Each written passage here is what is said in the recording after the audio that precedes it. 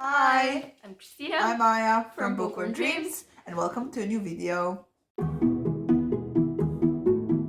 So today we're going to review Throne of Glass by Sarah J. Maas. We read this for the TOGalong Throne of Glass read-along, which is hosted by a bunch of people. All the information will be down below.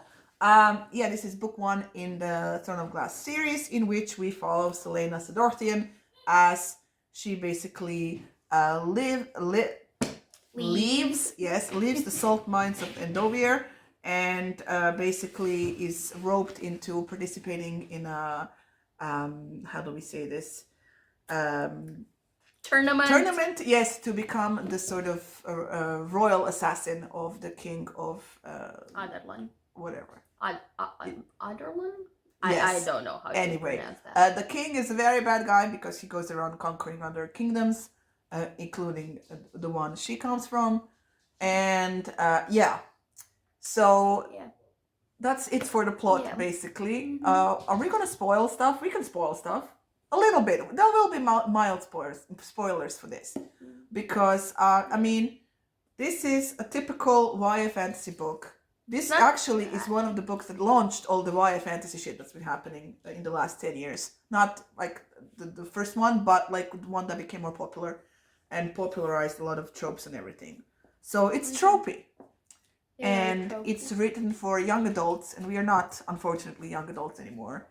And I think this is also one of the reasons that we've been having trouble with this, because I read this book first when I was in college, and I gave it 4 stars.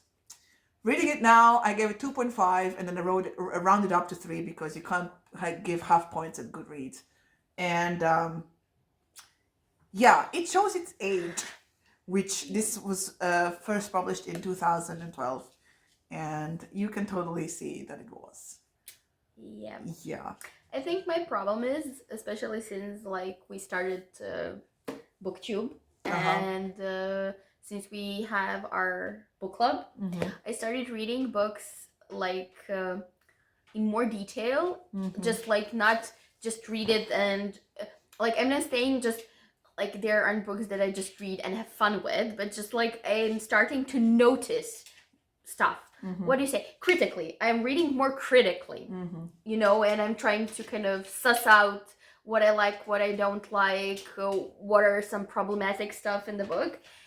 And this is just not anymore a book for...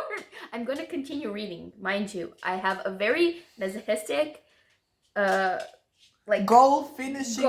of finishing this, because I promised Maya I would, and that we're gonna do this together, and I will. And she promises that it gets better, so I'm like holding her to that promise. Yes. But just like this book, I literally liked. We have Assassin's Blade, which is like a prequel, let's say, to this. I like that so much more than I like this.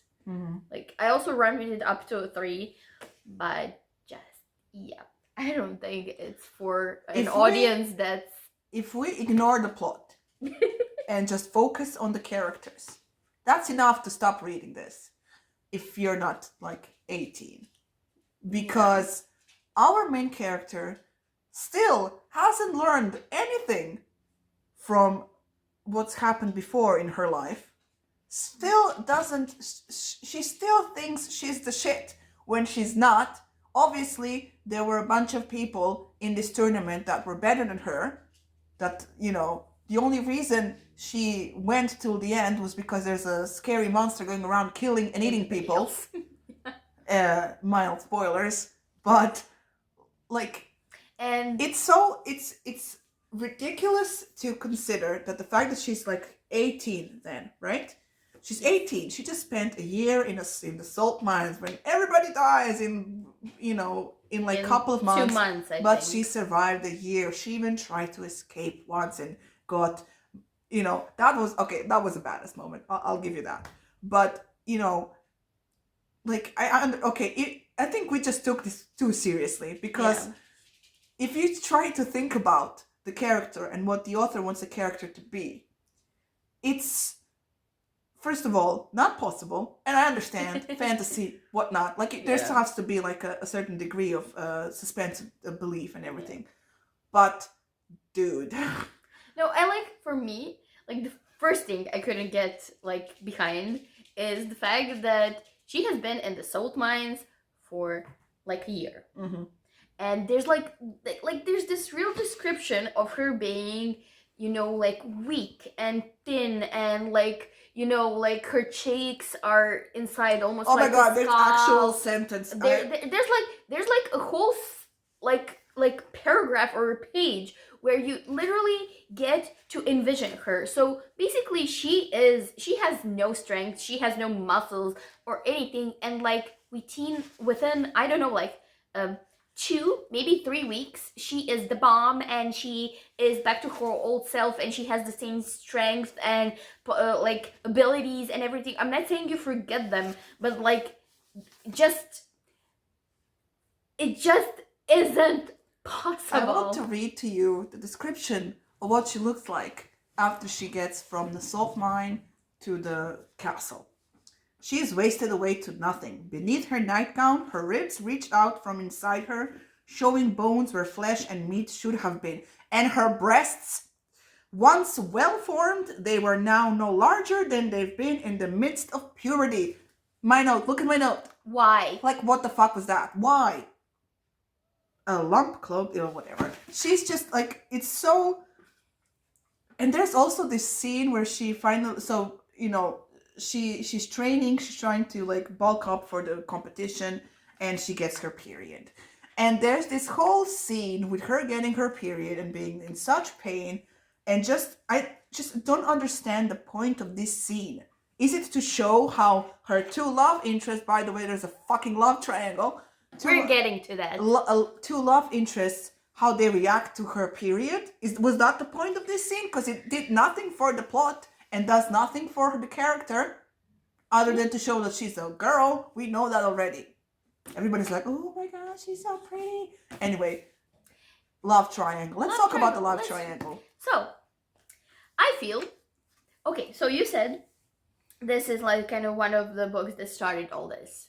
Yeah, but... So I get the trope later on, but like in this book, it just feels the love triangle, actually the one part of the love triangle, was put in just for the sake of putting something in and creating drama. Okay. Like it is completely baseless. Yeah. I don't understand how it happened. So basically we have a love triangle between Selena, Dorian, who is the crown prince, yeah. and Kale, who is like the, what is he? Like, he's the captain of the Royal Guard. How do you become the captain of the Royal Guard without killing somebody? How? That too. What the hell?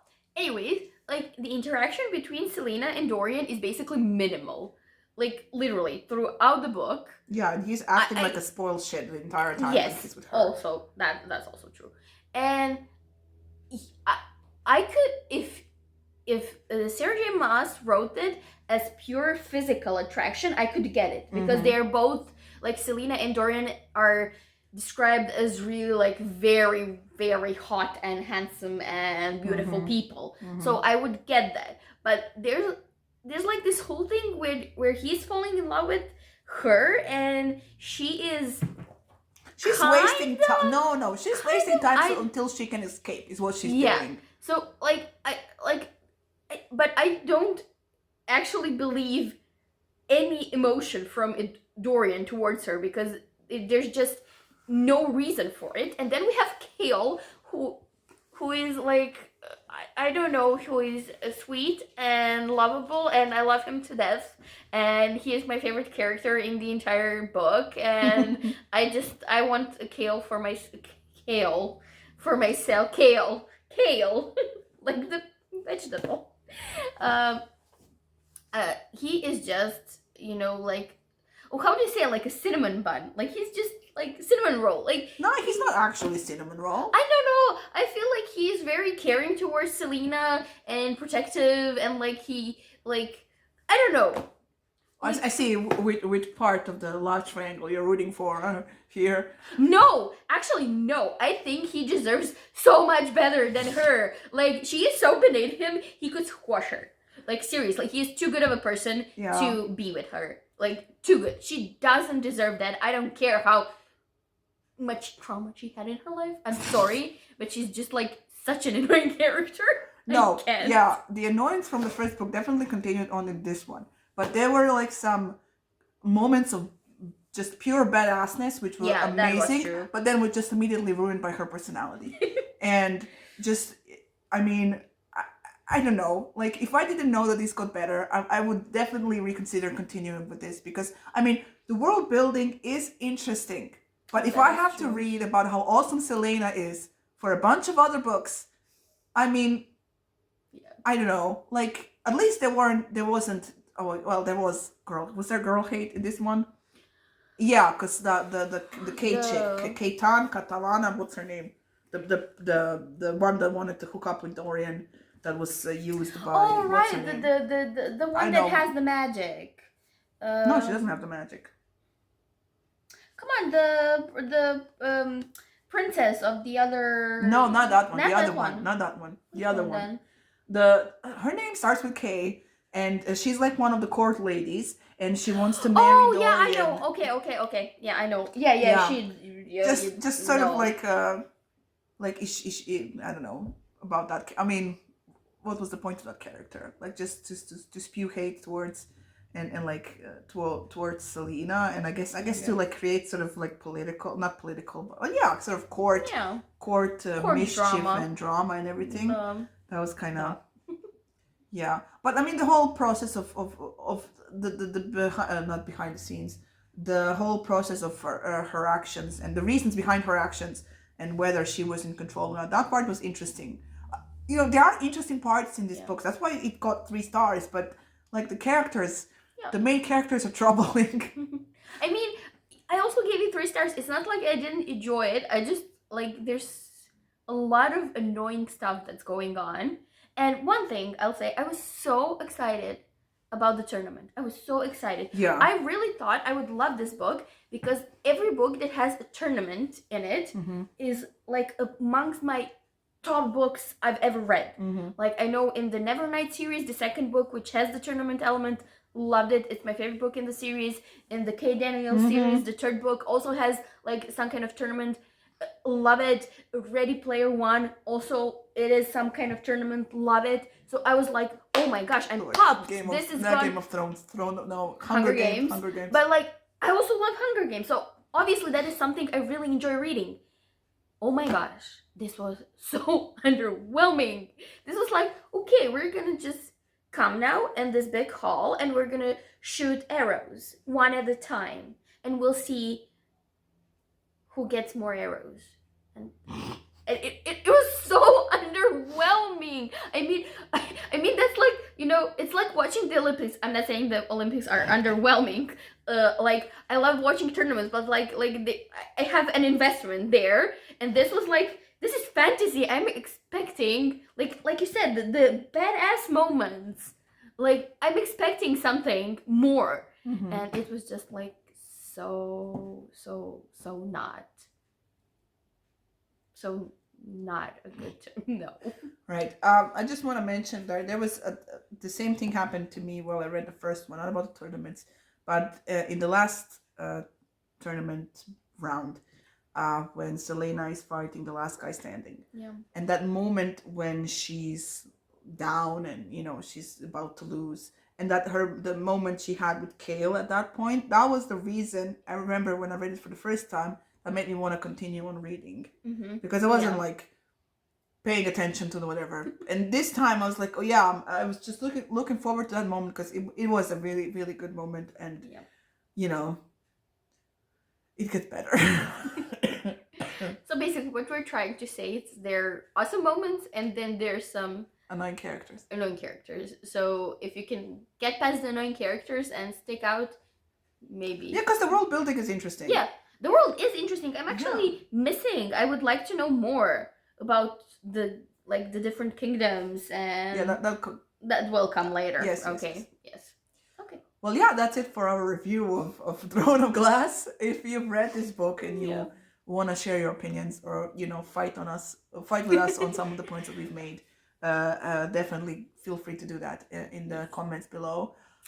Please like, share, subscribe. Press the bell button if you want to get notifications whenever we post new videos. There are some important links in our description box, so please go check them out. And thank you so much for watching, and we will see you in the next video. Bye. Bye.